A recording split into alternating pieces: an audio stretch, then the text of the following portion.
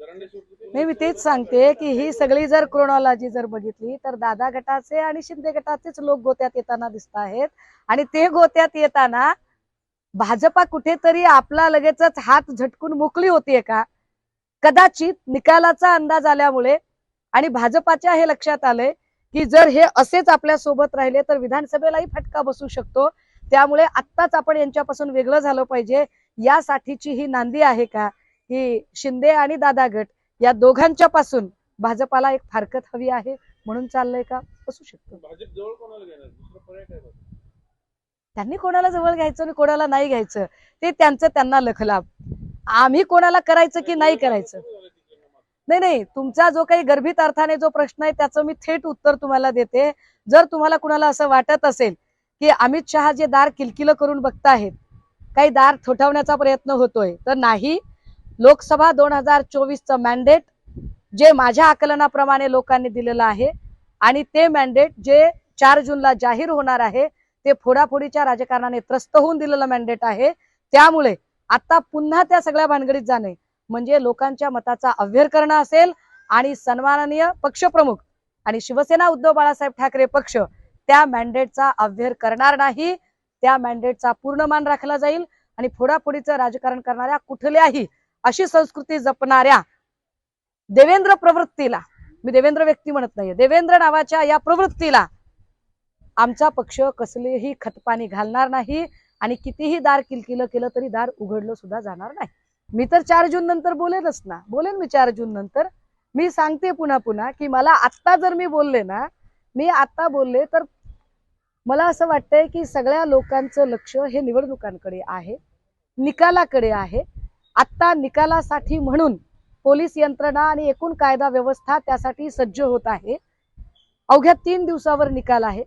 अशा सगळ्या परिस्थितीमध्ये आपण वेगळा ताण वाढवू नये अशी माझी प्रामाणिक इच्छा आहे. मी कायदा पाळणारी मुलगी आहे, मला कायदा पाळायचा आहे. अहो, मी अनेक नावं घेतेय, मी एकाही नावावरून माघार घेत नाहीये. माझं असं म्हणणं आहे की एकट्या अजय तावरेलाच का, अजय तावरेकडे अनेक नावं आहेत, पण अजय तावरेला पुरावे नष्ट करण्याच्या हेतूने अजय तावरेच्या बाबत काही घडायला नको, एवढंच माझं म्हणणं आहे.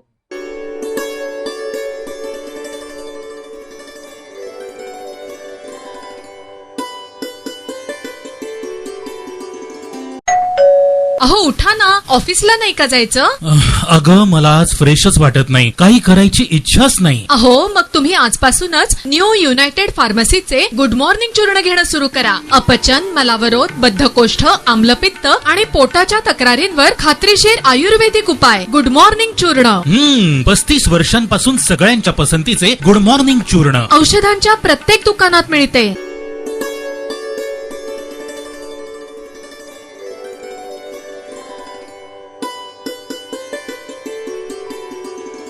मी यापूर्वीच ट्विट करून या प्रकरणाला मध्ये जे काही पॉलिटिकल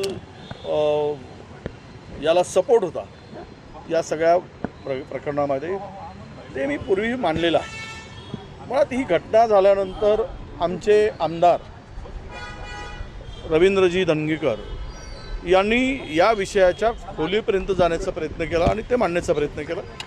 त्यामध्ये वस्तुस्थिती लोकांच्या पुढे आली पाहिजेत आणि गुन्हेगारांना शिक्षा झाली पाहिजेत, गुन्हेगारांना वाचवण्याचा प्रयत्न करणाऱ्यांना सुद्धा शिक्षा झाली पाहिजे, ही त्यांची स्पष्ट भूमिका होती आणि ती भूमिका त्यांनी मांडलेली. मुळात एखादी घटना घडते, आरोपी मोठ्या घरातला श्रीमंत गडगंज असतो किंवा हाय प्रोफाईल असतो, त्यावेळेस त्याला वाचवण्याचा आरोपी असतो, त्याला वाचवण्याचा प्रयत्न कोणी करत असेल, कोणताही पॉलिटिकल पर्सन करत असेल तर त्यावर कारवाई होण्याची अपेक्षा आहे. आणि ती कारवाई होताना तिथे दिरंगाई झाली.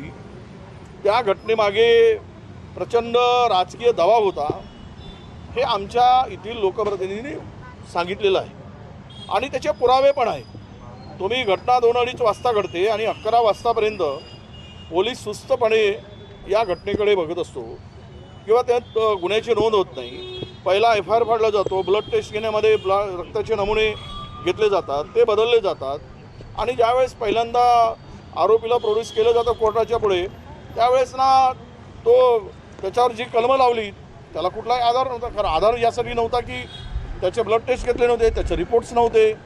तो म्हणजे हे सगळं प्रकरण पूर्णतः संशयास्पद निर्माण करण्याचं काम पोलिसांच्या दिरंगाईमुळे झालं.